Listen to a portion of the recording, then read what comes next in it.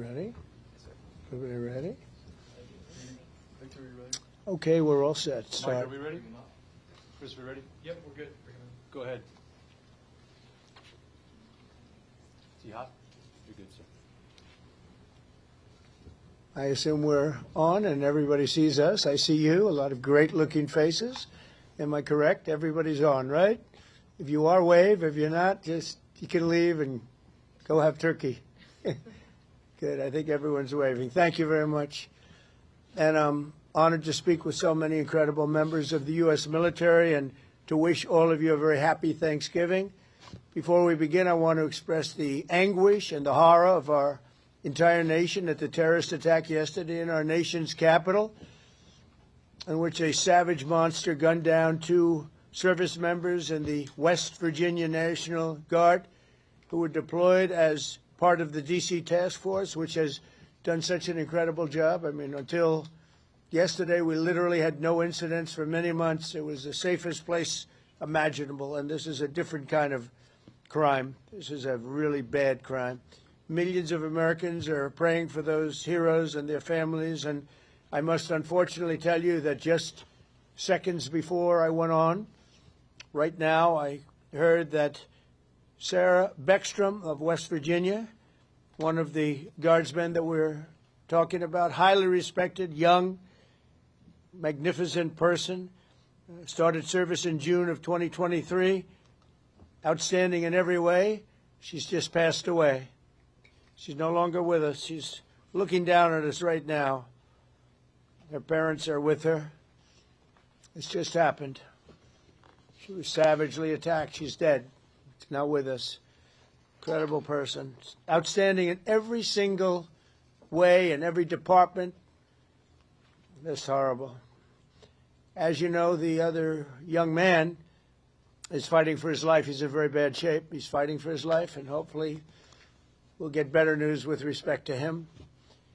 And the monster that did this is also in serious condition. But we won't even talk about him. As you may know, DHS has confirmed that the suspect is an Afghan national flown here by the previous administration, who was such a bad administration. And I have a picture of a plane. This is what it looked like when they came in. It was total bedlam. Do you remember that period of time? Total bedlam. People crammed onto the plane. And the toughest, meanest, most capable physically got on the plane, not the people that we were looking for or that they wanted to bring in. Here's a picture for you. Just take a look at that plane. Standing on top of each other and sitting on top of each other. This is what we had under the Biden administration. That whole thing should have never, ever happened. They should have left from a different base. They should have left from Bagram, as you know, and it would have been a much different story. But they didn't do that, and this was just a rout, just a terrible situation. This heinous atrocity reminds us that we have no greater national security priority than ensuring that we have full control over the people that enter and remain in our country. For the most part, we don't want them. They come in illegally. They have a lot of problems. Their countries force them in because their countries are smart. They don't want them. Let's give them to the Americans to take care of. They come out of jails in many cases, mental institutions, they're gang members, they're drug dealers. We don't want them. Many of the service members on this call today are engaged in crucial aspects of that mission. And to each and every one of you, I just want to thank you so much. Incredible people. You make this sacrifice like few others understand. A lot of them don't even understand it. And you're keeping America safe and free. Our military is strong. In my first term, I rebuilt our military, all aspects of our military. And in Afghanistan, we actually gave up a big chunk, but relatively, as much as it seemed like it's small compared to what we bought and to what we have and to what we're buying. We're spending over $1 trillion this year on our military. We have a military, the best in the world. We make the best equipment in the world. And we have the best people in the world. So joining us this evening are 6 units deployed across our hemisphere, representing every branch of the United States Armed Forces. First, I want to thank the members of Army's legendary 101st Airborne Division. You know, I've heard about that since I was a little boy. The Screaming Eagles, calling in from Fort Huachuca, Arizona, and you're led by Major General David Gardner, a real tough cookie and great general. I appreciate it, General Gardner. The 101st has done an outstanding job leading the task force, joint task force at our southern border. I mean, we have nobody coming in. They're not coming in. Under Biden, they were coming in by the millions. Now we have nobody coming in. We have a strong border. Nobody talks about it anymore. I'm not giving credit for anything, just like you guys are not giving credit for anything. We do the greatest job, but that's all right. They don't talk about the border anymore because you know why? Nobody comes in. We had 9 months now where we had nobody coming in, zero. And this is being fed. This is the people that do this they tend to be on the left. They'd love to say millions of people came in through Trump, and they actually said nobody came. Even I find that hard to believe, but they literally are saying nobody came in. And I hope people appreciate the job that you've done and the job that we've all done. But we're stopping the invasion of our country. We stopped it cold. And if you remember, Biden said, I need new legislation. You didn't need legislation. I didn't get legislation. What you needed was a new president. So with your help, we now have the most secure border in American history. It's the single most secure border in American history. So I just want to thank you. And the 101st, I want to thank you very much. The job you've done is amazing, working with all of our great people. We also have the men and women of the U.S. Navy serving as part of the Iwo Jima Amphibious Ready Group under Captain Christopher Farraker. And they're on board the USS Iwo Jima in the Caribbean Sea. Working right by their side are members of the 22nd Marine Expeditionary Unit led by Colonel Tom Trimble. Thank you very much. I think you waved to me because I can see you then. Let's see. There you are, handsome people. They're beautiful-looking people. Thank you. Like Central Cat, I could put you in a movie right this second, and the three of you, and I think we'd have a top grossing movie. You don't have people like you in Hollywood. Part of the 22nd MEU is also serving in Puerto Rico, the 3rd Battalion, 6 Marines, Devil Dogs, led by Major Ross Gilchrist. Where is Major? Where are you? Hello, Major.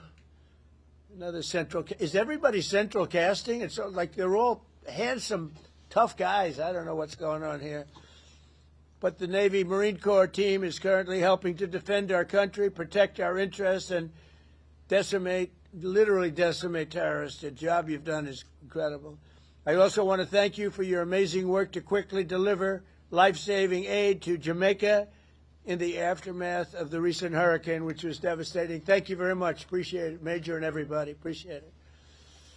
Next up are the airmen serving with one of the most feared bomber forces in the world, the U.S. Air Force's 7th Bomb Wing at Dyess Air Force Base in Texas under the auspices and leadership of Colonel Seth Spanier. Colonel, where are you, Colonel? Colonel, let's see here. You're right there. Thank you, Colonel. All of you are backbone of America, and you really are the backbone of America's air power. And in recent weeks, you've been working to deter Venezuelan drug traffickers, of which there are many. Of course, there aren't too many coming in by sea anymore, if you probably noticed that. From sending their poisons into the United States, where they kill hundreds of thousands of people a year. But we're going to take care of that situation. We're already doing a lot. We've almost stopped. It's about 85% stopped by sea. You probably noticed that. People aren't wanting to be delivering by sea.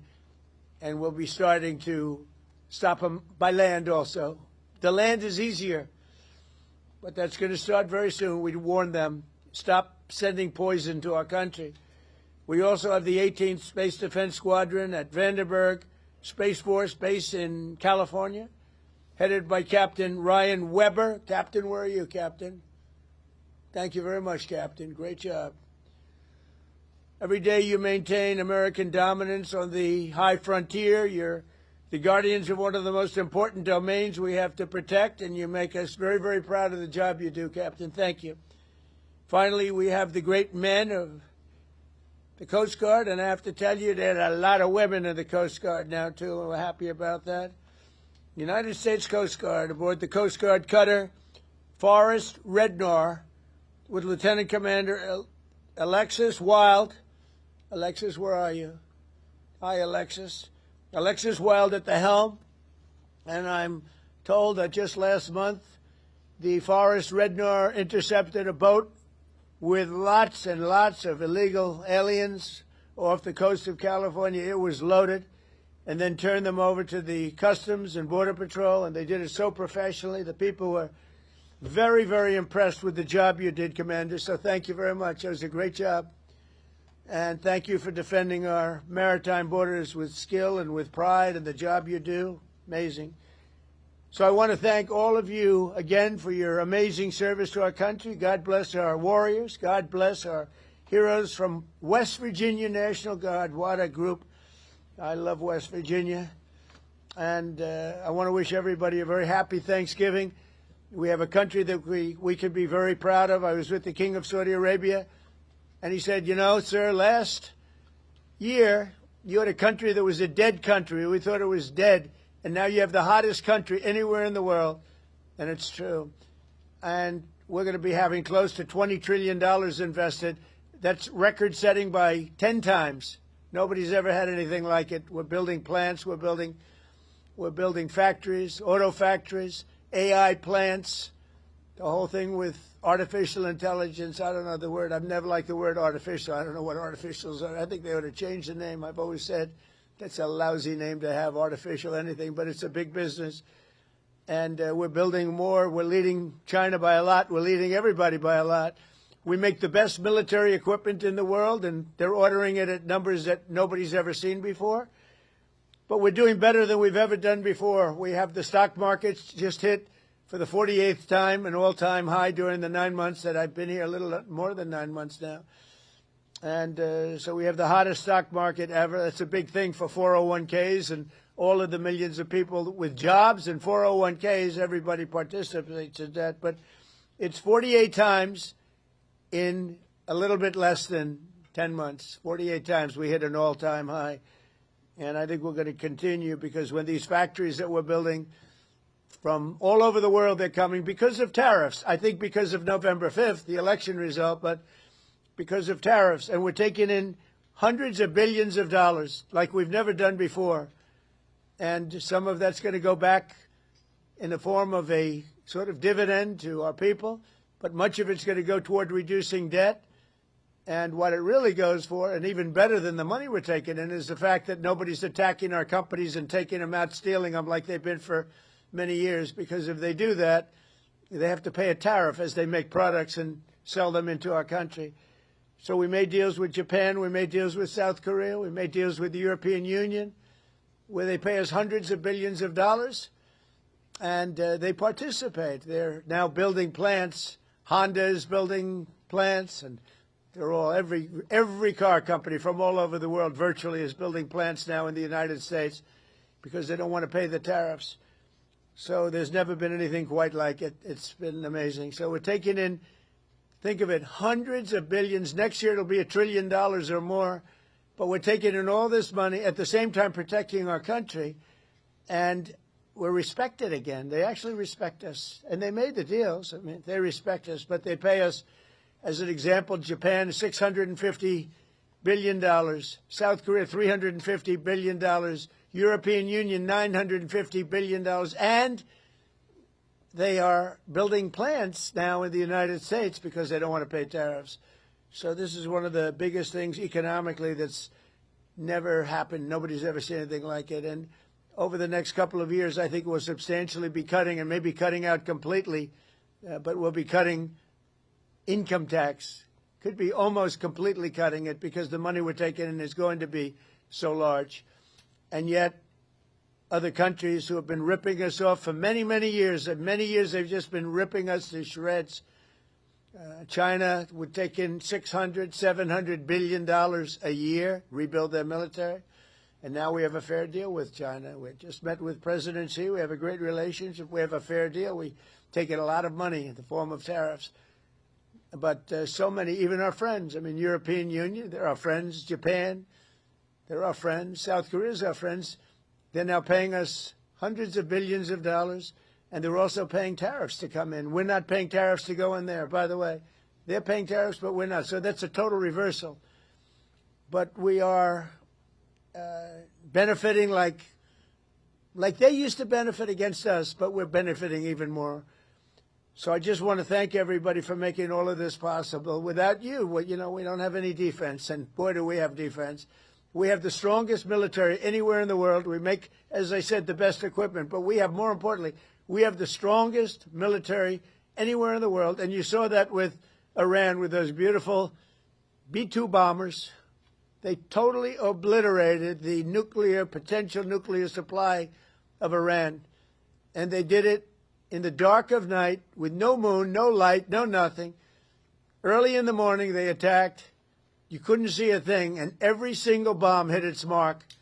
Every single bomb. The Atomic Energy Commission said it was total obliteration. Remember when some of the fake news tried to say, well, maybe it wasn't as bad. Well, it was much worse than anybody thought. And I want to thank those pilots and all of the mechanics and all of the people that serviced and worked on the B-2 bombers. We just ordered a lot more of them. And the reason we did is they were totally incredible, totally invisible. They were stealth. Nobody saw them. They knew they were coming, but they couldn't see them. And they dropped the bomb, and then one of the pilots, commander, said, skedaddle. Let's get the hell out of here.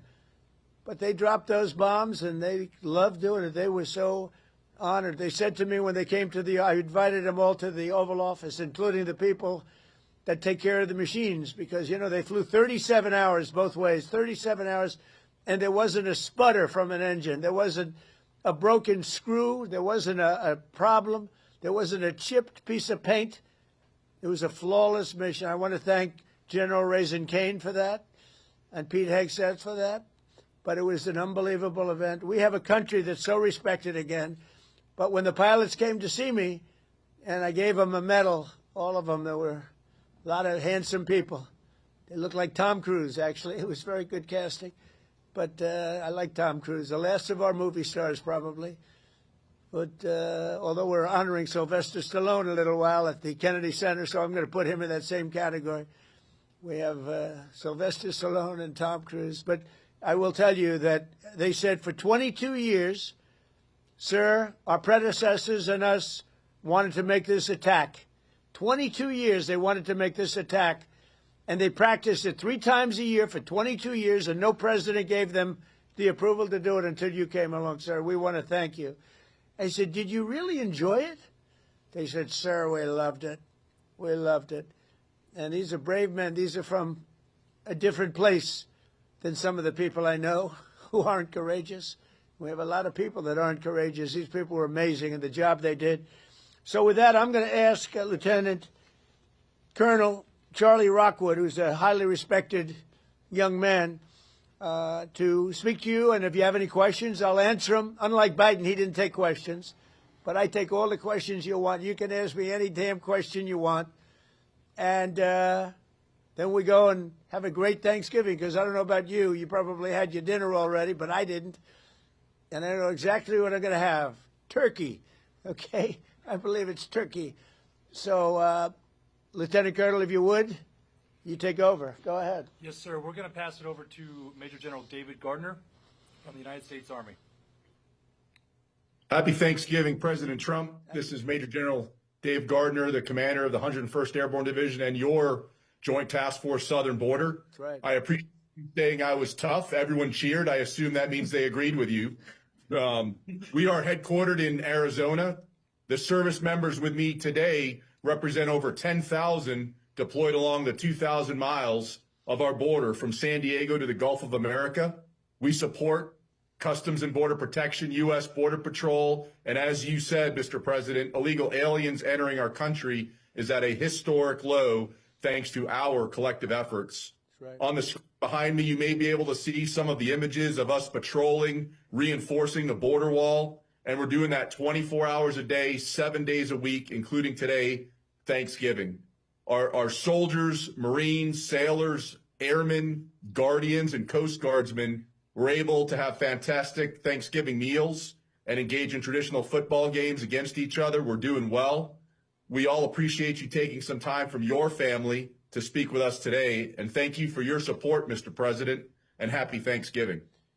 Well, David, thank you very much. And one thing you said in the question or statement, probably, I like a statement even better than a question, but I like that because you appreciate what we're all doing together. We're partners. But you said the Gulf of America. And there's a thing that for actually 350 years, 100 years older than us, Mexico, it was called Gulf of Mexico. And I would say to myself, why are we calling it Gulf of Mexico when we have 92% of the frontage and they have, I'm a real estate person at heart, and they have 8%. And I made that change, and it was amazing. It took literally a matter of hours, and it was done. And nobody even, very rarely did they complain. We beat AP, Associated Press, very badly in a lawsuit. You know, they tried to get it stopped because they're not good Americans. I mean, who would want that stopped? But we beat them, as you saw, we beat them very badly in a lawsuit. But other than that, I mean, we had no complaints, and everybody's happy with it except Mexico. I wouldn't say they're thrilled, but they'll get over it. But we now have the Gulf of America, David, the Gulf of, isn't that great? And I'm very proud of it every time I see it. And now it's spoken of routinely. I saw it before. There was some event taking place down by Louisiana, and they said, we're here at the Gulf of America. And they're just talking about it like routinely now.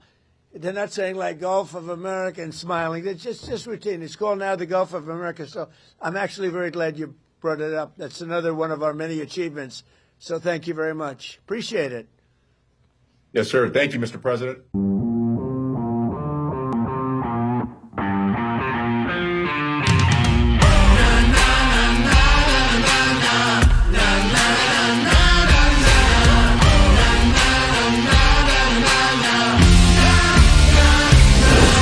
Make informed decisions with comprehensive analysis on the go. Strengthen your portfolio with real-time market updates on the go. Create effective strategies with insightful expert opinions on the go. Grow on the go with CNBC-TV18, now streaming live 24/7 on YouTube. Hey, thank you for watching this on CNBC TV18. Hope you liked it. For more such interesting news and updates, follow CNBC TV18 on all the social media platforms.